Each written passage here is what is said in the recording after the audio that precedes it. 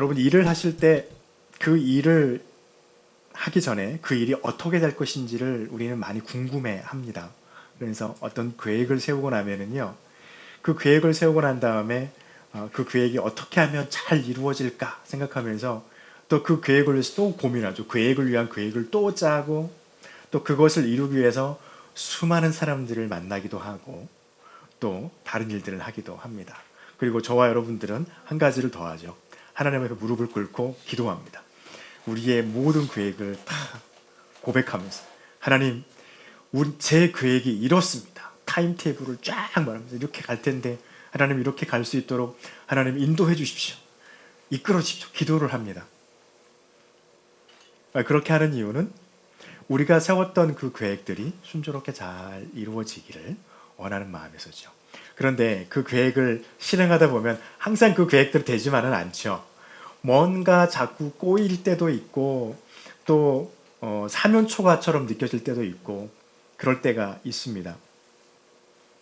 오늘 우리가 읽고 있는 이사야서 25장에 이 말씀을 듣고 있는 이스라엘 백성들도 그러했던 사람들 중에 한 사람이었죠. 하나님 앞에서 큰 하나님의 계획을 받고 하나님의 비전을 받고 그 비전을 가지고서 가나안 땅에서 나라를 세우고 살아가다가 더 강력한 강대국에 의해서 멸망을 당하는 그런 정말 있어서는 안 될 일을 당하게 되는 것이죠. 그런데 그 이유가 다른 것이 아니었습니다. 그들이 하나님을 떠났기 때문이었습니다. 그래서 그들이 나라가 멸망을 당하고 이제 종살이로 다른 강대국에서 살고 있을 때였습니다. 여전히 그들의 삶은 노예 생활을 하고 있었던 것이죠. 그런데 이사야가 나타나서 뜬금없이 이사야 25장에서 하나님을 찬양하시기 시작합니다. 25장 1절 보니 그렇게 있죠. 여호와여 주는 나의 하나님이시라 내가 주를 높이고 주의 이름을 송축하리니 라고 말을 합니다. 찌들리고 아프고 하나님 앞에 하나님 안에서 찢겨서 떨어져 나와버린 것 같은 느낌을 갖고 있는 그들 앞에서 하나님이 이사야로 하여금 선포하신 것은 무엇이냐면 찬송하리니 라는 것입니다.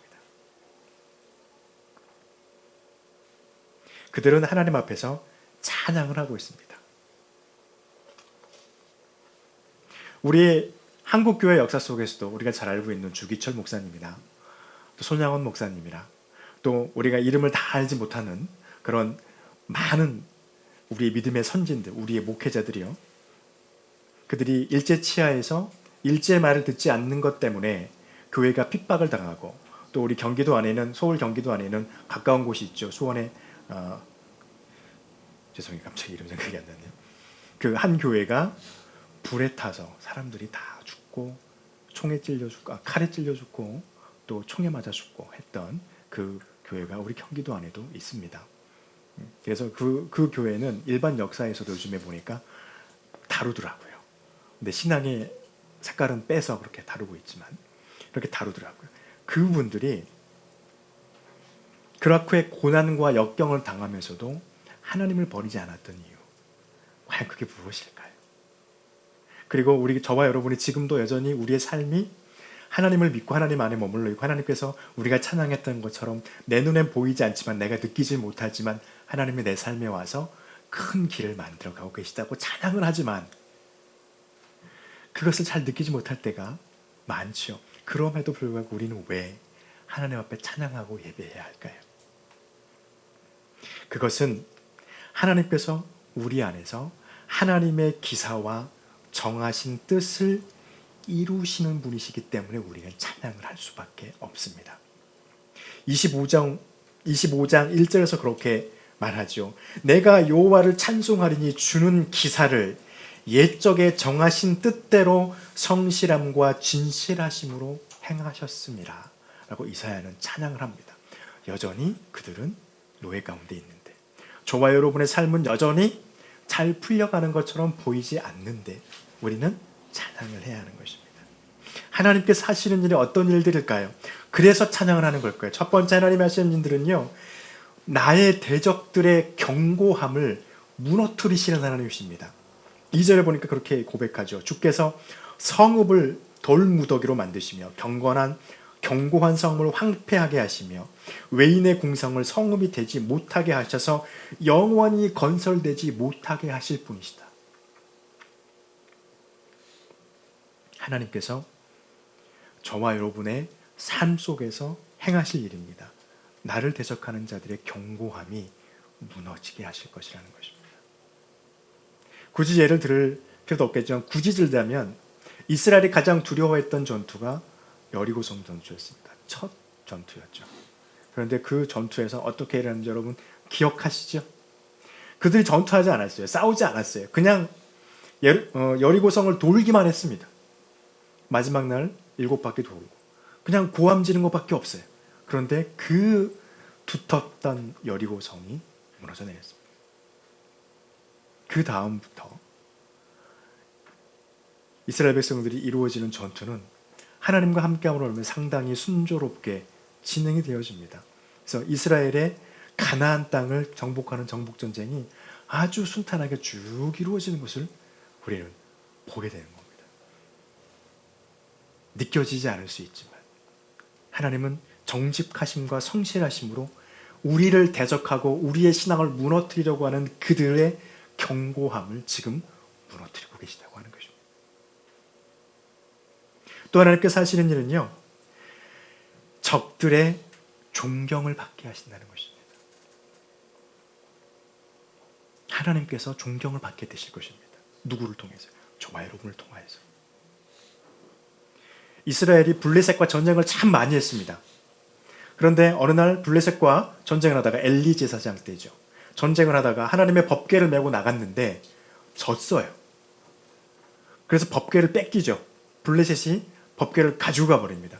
전리품으로 가지고 가서 그들의 신이었던 다곤이라고 하는 신상 옆에다가 딱 놔뒀는데 다곤 신상의 머리가 맨날 떨어져요. 꼬꾸러져요. 이상하다 싶었는데 계속 그래요. 그리고도 이들이 깨닫지 못하니까 하나님이 그들을 온 피부병이 나게 해가지고 온 백성들이 힘들게 만듭니다. 그러니까 결국에는 어떻게 했냐면 블레셋이 이 하나님의 법궤를 수레에 실어가지고 그냥 보냅니다. 그랬더니 그 수레, 소가 끓는 수레가 이스라엘로 잘 가죠. 그들이 하나님을 두려워합니다. 하나님과 전쟁에서 이긴 줄 알았거든요. 하나님과 전쟁에서 이긴 줄 알았더니 결국엔 그들이 그 전쟁 때문에 자기 신이, 자기들이 만들어놨던 그 신상이 자꾸 넘어지고 마지막에 목이 잘려나가는, 누가 있지도 않았는데, 그리고도 놔뒀더니만 끝까지 그래도 괜찮다라고 놔뒀더니 하나님이 그들에게 피부병을 내려서 온 백성들이 힘들게 만들어버립니다. 결국엔 하나님의 법궤를 다시 이스라엘에게 돌려주게 만드는 것이죠. 그들이 의도하지 않았지만 하나님은 그들을 어떻게 만드시냐면 하나님을 인정하고 경외하도록 만들어 가시는 하나님이라고 하는 것입니다. 그래서 우리 하나님을 찬양할 수밖에 없습니다. 그리고 그들의 그 강포, 강력함, 그들이 우리를 향하여서 쏟아내는 수많은 독설들을 사그러지게 하실 것이라고 하는 것입니다. 4절과 5절에 보면은요, 주는 포악자의 기세가 성벽에 치는 폭풍과 같을 때 빈궁한 자의 요새가 되어지고 환난당하는 자의, 가난한 자의 요새가 되고 폭풍 중에 피난처이시며 폭양을 피하는 그늘이 되시게 하시고 마른 땅의 폭양을 제함같이 주께서 이방인들의 소란을 그치게 하실 것이라는 겁니다. 폭양을 구름같이 가림같이 포악한 자의 노래를 낮추게 하시는 분이라고 하시는 겁니다. 그래서 우리는 비록 지금 우리의 삶이 곤고하고 힘들지만 하나님을 찬양할 이유가 있다는 것입니다. 그리고 그렇게 하나님은 여전히 일하고 계시다는 것입니다. 우리가 늘 주일마다 찬양하고 있는 것처럼 아프리카 그 넓은 땅에서 어떤 흑인 여성, 하나님을 사랑하는 사람이 작곡하고 만들었던 그 하나님, 주 여기 임하셔서 나와 함께 하시고 주 내 마음 가운데 오셔서 내 마음을 만지시고 위로하시고 아픈 내 삶을 고치시고 치료하신 나의 하나님, 지금은 비록 보이지 않는 것 같지만 여전히 내 안에서 여전히 역사하고 계신 하나님. 여러분, 이 이스라엘을 보십시오. 노예의 삶입니다. 그런데 이들을 밖으로 끄집어내기 위해서 노예 삶이 아닌 이제 하나님께 예배할 수 있는 이스라엘로 만들기 위해서 하나님은 계속해서 뒤에서 여전히 보이지 인간의 눈에 띄지 않는 것처럼 보인다 할지라도 성실하시게 정직하시게 신실하게 역사하고 계셨다는 것입니다. 그래서 결국에는 바벨론으로부터 그들이 해방되어지는 날이 오게 됩니다. 그 안에 어떤 일이 있었습니까? 그 안에 이스라엘의 백성들의 마음을 바꾸시는 하나님이셨어요. 우상을 향해 있던 그들의 그 마음을 다시 하나님에게로 돌이키는 작업을 하나님이 계속 하시면서 동시에 그들을 압제하고 있는 이방의 그 민족들의 상황과 삶을 또 그들의 힘을 점점 빼고 계셨다고 하는 것입니다. 하나님의 계획대로 하나님의 시간표대로 그들의 마음이 돌아오는 대로 하나님은 그 일을 여전히 하고 계신다는 것입니다. 그래서 우리는 하나님을 찬양할 이유가 있습니다. 그렇게 하나님의 일하심을 고백하고 하나님이 나의 대적의 견고함을 무너뜨리고 하나님께서 그들로부터 존경을 받게 하실 그 하나님, 대적들의 강포와 강력과 폭력을 다 잦아들고 나에게 아무리 그들이 짖어도 나를 물지 못하는 지나가는 강아지, 내가 신경 쓰지 않아도 되는 지나가는 강아지처럼 그들을 낮추실 그 하나님을 내가 믿고 고백하면은요, 하나님께서 우리 마음 가운데 우리에게 주신 것이 있습니다. 그것이 무엇입니까? 우리가 읽었던 본문의 말씀입니다. 6절에 만군의 여호와께서 이 산에서 만민을 위하여 기름진 것과 오래 저장하였던 포도주로 연회를 베푸신다는 거예요. 축제가 일어난다는 겁니다. 그날에 하나님께서 우리를 보실 그날에 하나님이 저와 여러분을 위해서 축제를 베푸십니다. 이것은요 정말 재미있습니다. 이래서 성경이 하나님의 성령에 의해서 하나로 쓰여졌다고 말씀하는 것 같아요. 마태복음 26장 29절에서 예수님께서 제자들에게 자기가 십자가에서 죽으실 것을 말씀하시고 난 다음에 포도주를 마시시고 난 다음에 그렇게 말합니다. 내가 이제 다시는 너희들이 하나님의 나라에 들어와서 우리가 얼굴과 얼굴을 보고 기뻐하며 마시기 전까지 내가 포도주를 마시지 아니하겠다. 그때는 내가 새 포도주로 너희와 함께 마시리라. 예수님께서 그렇게 말씀하셨거든요. 이사야 25장 6절의 말씀이 그 말씀이에요. 오래 저장하여 두었던 포도주를 꺼내어서 너희와 함께 마시리라. 그 포도주가 어느 정도냐면 오랫동안 저장해놨더니 포도주가 맑은 포도주가 돼서 새 포도주라는 거죠. 가장 귀한 거라는 것입니다. 그 귀한 것을 꺼내서 나에게 주시겠다는 거예요. 우리가 뭐 할 때 하나님을 찬양하면서 하나님 안에 머물고 고백할 때 그날에 하나님이 나를 위해서 저장해 두신 기름진 것과 맑은 새 포도주를 꺼내서 내게 주시겠다는 거예요. 나와 함께 마시시겠다는 거예요. 얼마나 큰 희망과 하나님의 위로입니까? 두 번째는 무엇입니까? 세상이 우리를 향하여서 무엇이라 합니까? 하나님 없어. 있어도 괜찮아. 근데 하나님만이 구원 얻는 게 아니야. 알라도 구원 얻게 하고 부처도 구원 얻게 하고 세상에 있는 수억의 신들은 다 구원을 얻는 길을 우리에게 허락하는 신이니까 하나님만, 예수님만 믿어야지 구원받는다고 말하지 마라 라고 하는 그런 세상들이 그렇게 고백하는 그들의 앞을 바라보지 못하는 것들. 오늘 표현에서는 그렇게 말씀하고 있죠. 7절에서 또 이 산에서 모든 민족의 얼굴을 가린 가리개라고 합니다. 바라보지 못하도록 가려버렸다는 것이죠. 그리고 열방 위에 덮인 덮개라고 합니다. 덮개로 덮어버렸어요.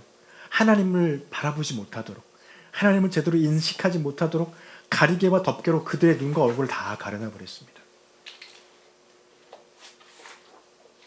그런데 하나님이 그때가 되면 그 그것을 벗기시겠다는 거예요. 누구에게요? 저와 여러분 이미 벗었어요. 예수 그리스도를 믿음으로 말미암아 그 고백을 내 입술로 내 뱉음으로 말미암아 우리는 이미 내 얼굴에 가려진 가리개와 덮개를 이미 벗었습니다. 그런데 세상에 있는 사람들은 아직 그 가리개와 덮개를 벗지 못하고 있죠. 그래서 그들은 여전히 하나님을 인정하지 않고 구원을 인정하지 않고 종말을 인정하지 않고 예수 그리스도로 말미암은 구원도 인정하지 않습니다. 그런데 그때가 되면 하나님이 이 덮개를 그들의 얼굴에서 벗겨버리시겠다는 거예요. 그러면 그들은 하나님이 하시는 일을 하시게 됩니다. 얼굴에서 덮개가 벗겨지는 순간 하나님을 경외할 수밖에 없게 됩니다. 그러나 때는 늦었죠. 버스는 갔어요. 거기는 이미 하나님의 심판대 앞에 서는 겁니다. 그런데 하나님을 고백하고 하나님이 하실 일을 우리가 믿고 우리가 부여잡으면서 그것을 찬양하며 주님 앞에 머물러 있는 우리에게는 하나님이 그들의 덮개가 벗어짐으로 말미암아서 우리가 믿고 있는 하나님이 얼마나 큰 하나님인지를 그들로 하여금 알게 하시겠다는 거예요. 그래서요 그들이 우리를 존경하게 되게 합니다. 존경하게 되는 거예요. 우리를 부러워하게 되는 겁니다.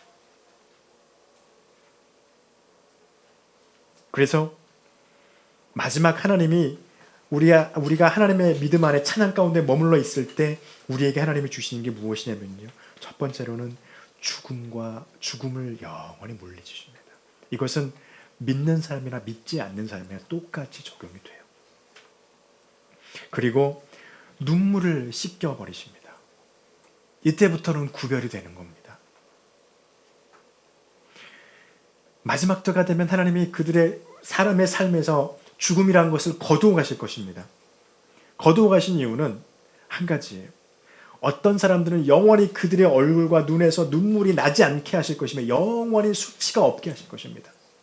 어떤 사람들은요, 그들의 눈에서 눈물이 영원히 그치지 않게 하실 거고 그들의 삶에서 수치가 영원히 그치지 않게 하실 거예요. 이것은 우리가 예수님께서 우리에게 말씀하실 것 같습니다. 선한 일을 행하는 자들은 생명의 부활로 일어날 것이고 악한 일을 행한 자들은 심판의 부활로 일어날 것이라는 것이죠. 그래서 생명의 부활로 일어난 자들은 하나님과 함께 하나님의 나라에 들어가서 영원히 즐거워할 것이고 그리고 그들의 눈에서 눈물이 영원히 나지 않을 것이고 수치라는 게 사라져 버리겠죠. 지금 우리의 삶에서 마치 우리가 하나님을 믿고 있는 것이 잘못되어 있는 것처럼 바보 같은 것처럼 말하는 저 세상 사람들, 하나님을 인정하지 않고 하나님을 믿고 있는 우리의 믿음을 포기하게 하려는 그들이 우리를 향하여서 말하는 그것들이 우리에게 수치스러운 것이 됩니다. 그런데 그날이 되면 그 수치가 우리에게서 거두어져 버린다는 것이죠. 오히려 그 수치가 돌이켜서 그들이 우리를 바라보면서 우리로 하여금 영원한 부러움을 갖게 만드는 그런 일이 하나님께서 우리에게 주시는 것이라는 것입니다. 그러나 반면 하나님 앞에 들어오지 못하고 하나님이 하시는 일들, 하나님이 역사하시는 것들을 그들이 고백하지 못하고 그래서 하나님을 찬양하지 못하고 예배하지 못하고 믿지 못하고 믿음 안에 들어오지 못한 그들은요, 악함으로 말미암아서 심판의 부활로 일어나서 그들의 눈에서는 눈물과 수치가 그치지 않게 된다는 것입니다.